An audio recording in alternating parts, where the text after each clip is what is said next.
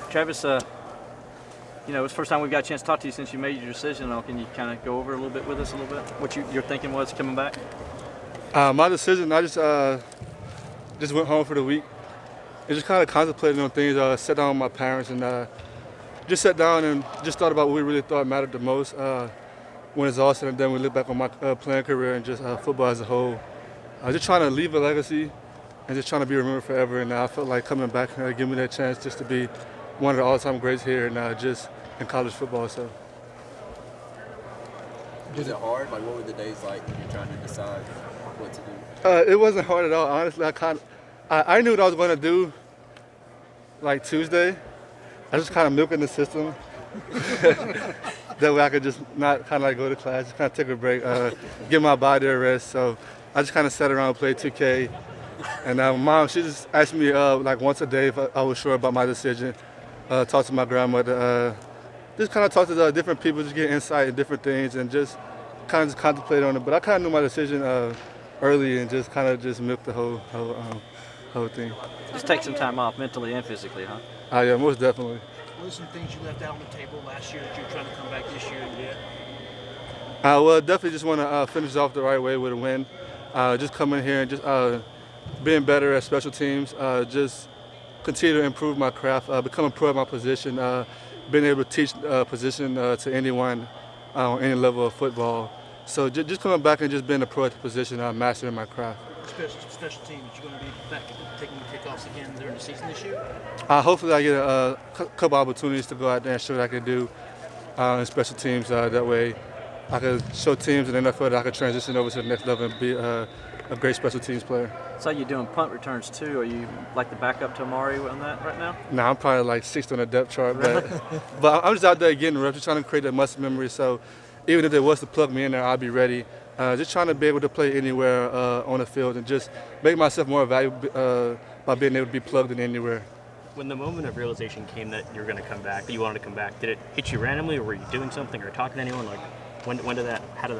Honestly, I was on the game talking to one of my friends back at home. We were just kind of just playing, and I just kind of talk about it. He just gave me like some great advice. He was like, whatever decision, whatever you did to make the decision to go to Clemson, just use that same thought process, and it just clicked right there that I knew what I needed to do, and was coming back and get my degree. Did the second round draft grade influence your decision at all? Most definitely. I feel I had late first round, early second round draft grade, and I just felt like that I could come back and just improve that grade. I don't have my degree, so like coming back, going second round, at least I have my degree.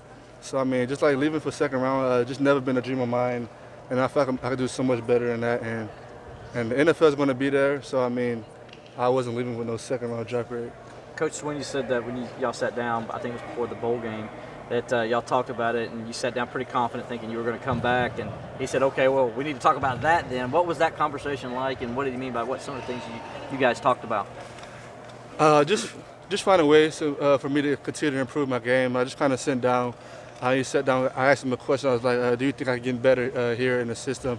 He was like, of course, just keep working on your craft, just maximizing little things, and just become pro at the position, be able to teach the guys younger than you or teach anyone at the position. So it was just kind of just have a heart-to-heart, having a truthful conversation about my skills, my development, him shooting it to me straight, and me just being open with him and willing to get better. Dabo said there was a veritable waiting line for your numeral, number 9. Do you feel bad denying them, your teammates, that option? No, not at all. I was talking to RJ earlier. I was like, man, why do you have number 9? You don't have to give it up next year.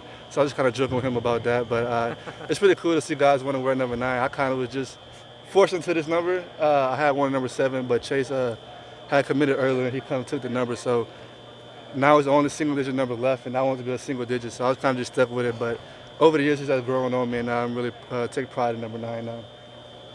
After your freshman year, we saw you really bunker down on pass protection. Last year, we saw you get better catching the ball. Like, what's the next step, I guess, other than special teams in your game? Just improving my route running ability.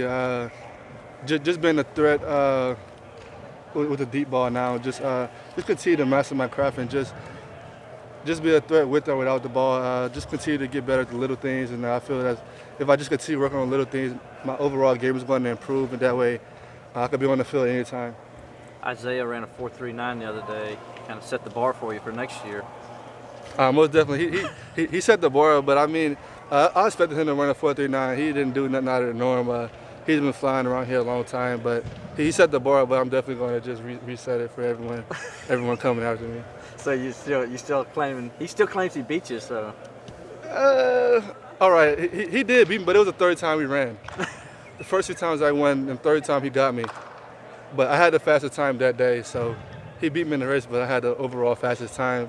And he did set the bar, so I had to get back and work. When he ran that 4.39, I texted the group chat. I was like, dang, you got me want to work this pizza off, because I was at Joe's New York Pizza eating the meat lovers, and just watching him run, I was like, damn, I gotta go home, hit a couple push-ups, get a little jogging or something, because that man was flying. Did you do some push-ups? Nah, I didn't do it. I just ate my pizza and enjoyed it myself. What's your fastest time that you ran? My fastest time I ran, laser time, my fastest time was a 4.38 back in high school. I haven't run the 40 since then. Christian, he's faster than Christian McCaffrey and who was it, Taylor, I guess? Their combines. That surprised you? He's faster than those two guys? No, I watched Zay run around here for 4 years now, for 3 years. I mean, he's always been flying. Coming in my freshman year, everyone claimed he was the fastest guy. That's why we kind of got into a little battle, a little race we had out there. It was an 80-yard sprint because everyone said he was the fastest, and no one really knew who I was. So I just kind of challenged him and just came out with a little win. And I just tried to keep that above his head because I knew if I raced him again, it was going to be a lot much closer. Some running backs say they want to maximize their time in the league. Is that something that didn't really play in your decision as much as? Well, I mean, it kind of did, but when I looked at the whole thing, just realistically, I mean, just looking at the carry standpoint-wise, I kind of looked at my carries, and even though I come back and have like 250 carries, I feel like I still have a great career. Just not having much mileage here, just the way we run our system, having Trevor at quarterback. I mean, I'm going to hit my carries, but there's nothing they're going to overdo, and I feel like we have a great plan in place for me just to maximize my talents at the next level. How did Lynn J take the news that you were coming back? I mean, you probably could have expected that he would have been the next guy to sort of step in your shoes. Did you guys carry that bond with you guys throughout this offseason? Most definitely. I feel like he really accepted the challenge. You can just see in his demeanor every day. He's challenging me to get better each and every day. Me coming back, I mean, I still have to work for it. I'm not entitled to anything. And Lynn J definitely knows that. And I just been watching him run around here in practice, and he's definitely just flipped the switch. And I mean, for me to keep my job, I'm going to have to go hard every play because I'm not entitled to anything, even though I have had a successful career here. But I mean, Lynn, he's hungry now more than ever. And I just try to encourage him just to keep pushing me to be better because that's the way we're going to everyone's going to just elevate that game. He continue to push me to get better. And I just told him, let's go out there and try to both have 1,000 yards, just trying to push the new heights. And I mean, I feel like it's enough food to go around for all of us. And if we just stick to the game plan and just continue to just be happy for each other and just love upon each other, I feel like it's going to work out for all of us. Did you have you had any thoughts to it, but because you're coming back, that you could probably be the most prolific running back in the ACC history, with all the records sitting right there in front of you for you to take an opportunity to take? It kind of dawned on me after like my decision. I was just kind of home.